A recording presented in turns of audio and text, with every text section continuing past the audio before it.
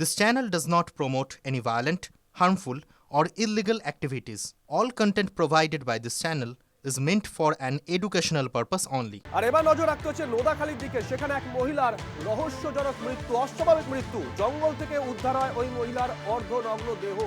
রক্তাক্ত অবস্থা থেকে হাসপাতালে নিয়ে যাওয়া হয়। চিকিৎসকেরা তাকে মৃত বলে ঘোষণা করেন। পরিবারের তরফ থেকে অভিযোগ করা হয়েছে মহিলাকে বাড়ি থেকে ডেকে নিয়ে গিয়ে জঙ্গলের মধ্যে ধর্ষণ করে খুন করা হয়েছে। খুনের মামলা রুজু করে ইতিমধ্যেই তদন্ত শুরু করেছে পুলিশ। দেহ পাঠানো হয়েছে ময়না তদন্তে। এখনো পর্যন্ত যা খবর, এই ঘটনায় দুজনকে পুলিশ আটক করেছে। আমার জরির কাজ করে, আমি জরির কাজ করি, দুজনে যাও করে খাটি খাই। আমার মাটার সাথে এরকম কেন করলো? একাই ছিল, আমি মেলায় গিয়েছিলাম, ওনাকে হয়তো ডেকে নিয়ে গেছে।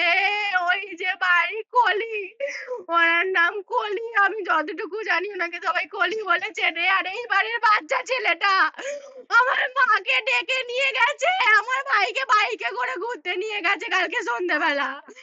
আবার এখানে হচ্ছে বসিয়ে দিয়ে গেছে। আমার ভাই আমার মাকে খুঁজে পায়নি।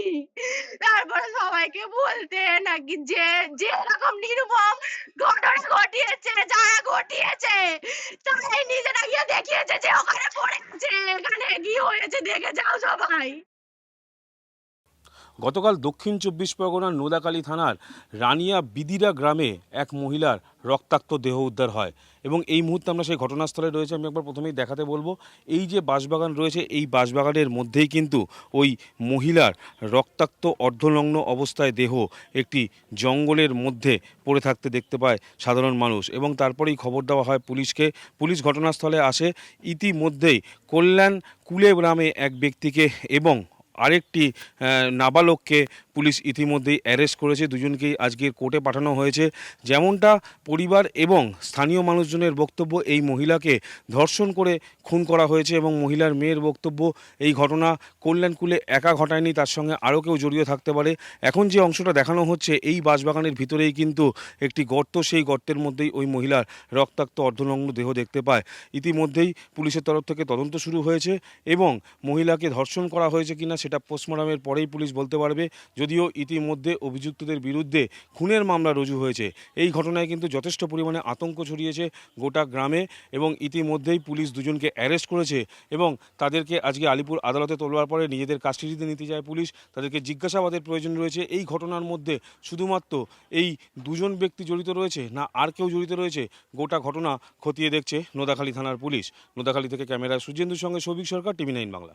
9:45 তখন আমাদের বাড়ি আমার ওই জাটা গিয়ে ডাকতেছে, ওভার দি দেখবে সোমনুর মাকে মেরে ফেলে দিল। এসে দেখছি তো মরে আছে। আমরা যেটা মেয়েরা বুঝতে পারি, রেপ করেছে, রেপ করে মেরে ফেলে দিয়েছে। কি করে মেরেছে বলতে পারবো না, রেপ করে মেরে ফেলে দিয়েছে। রক্ত ফক্ত সেই চাদরটা, যে চাদরটা গায়ে দেয়া ছিল, সেই চাদরটায় রক্ত লেগে আছে। এর দৃষ্টান্তমূলক শাস্তি আমরা চাই এবং আমাদের দল চায় এবং কাল আমাদের নেতৃত্ব সবাই ওখানে রাত্রির ছিল।